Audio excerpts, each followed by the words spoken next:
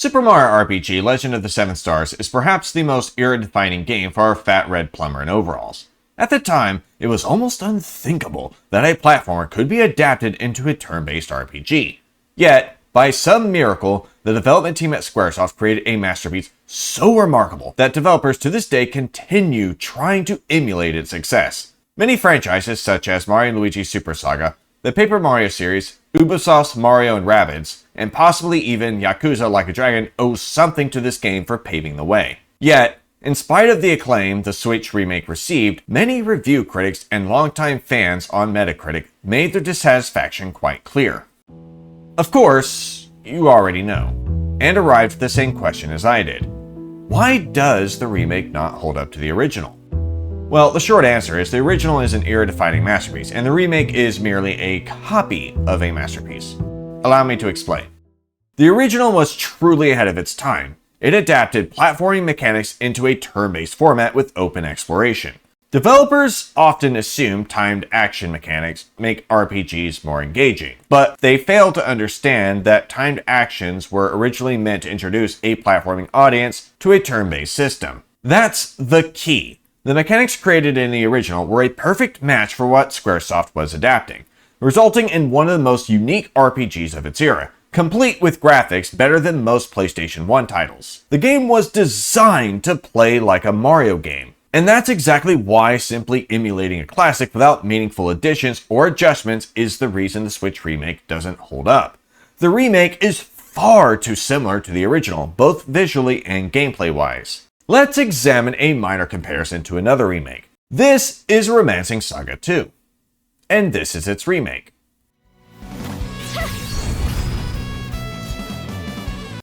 This is the original SNES version,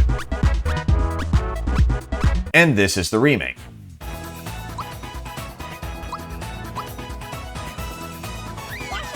A bit too similar. Now let's compare what additions each remake has to offer.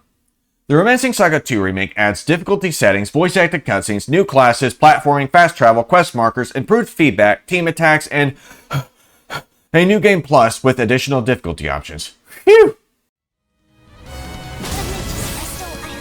A fist just one-shot my entire party. This is the best remake ever! What does the Mario RPG remake add? A team attack system, party swapping, a post-game with rematches, and that's it. Do you see the problem? Despite the few additions, the remake is exactly like the SNES Classic. The original was perfect, so fans hyped the remake expecting more and were disappointed. Which leads to our final question. What should more have looked like in a Mario RPG remake? Here are my three answers.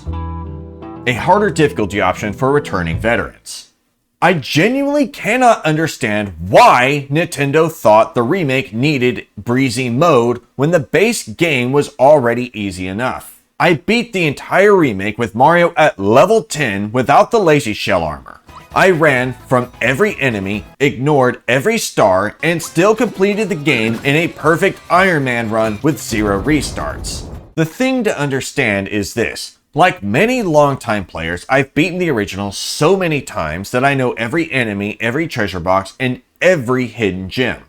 I need a challenge to stay engaged. How difficult would it have been for Nintendo to simply scale enemy stats up by a percentage if the player demanded a challenge? A perfect example is the ROM hack Super Mario RPG Revolution. It not only enhances the difficulty, but also flattens all character level bonuses, allowing for more specialized builds. It plays like a different game, familiar yet distinct. Sure, bosses often cheap shot me with a nasty surprise, but each encounter is a new experience. And that's what fans wanted, to experience more of this magnificent adventure. Which leads to my second point, a better post-game. After defeating Smithy, the remake offers 7 familiar post-game boss rematches, a miserly campaign that can be completed within 2 hours. Each post-game fight relies on a gimmick that forces the player into its metagame over your own, and once discovered, it trivializes the encounter.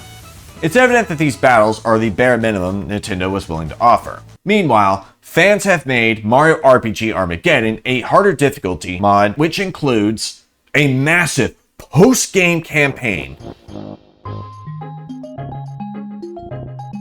40 super bosses across multiple RPG series,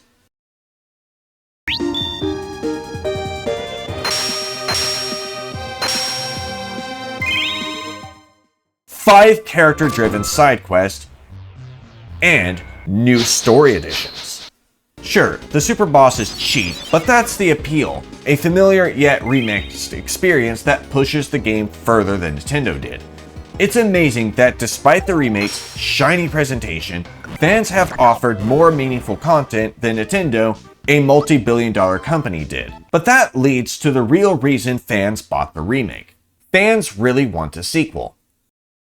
We're approaching the 30th anniversary of Super Mario RPG. It's almost hard to believe such an incredible game has remained dormant for 3 decades, with only spiritual successors filling the void. Paper Mario is great in its own right, but it isn't 7 stars.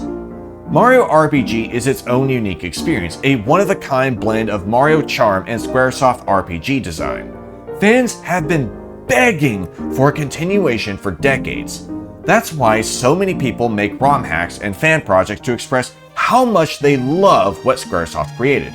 We don't just want a remake, we want a true sequel.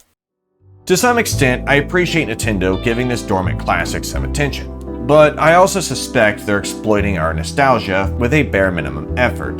The remake fails not from incompetence, but rather by being a competent copy. The art of remaking RPGs lies in making bold adaptations while respecting the original vision, creating 2 distinct yet familiar versions.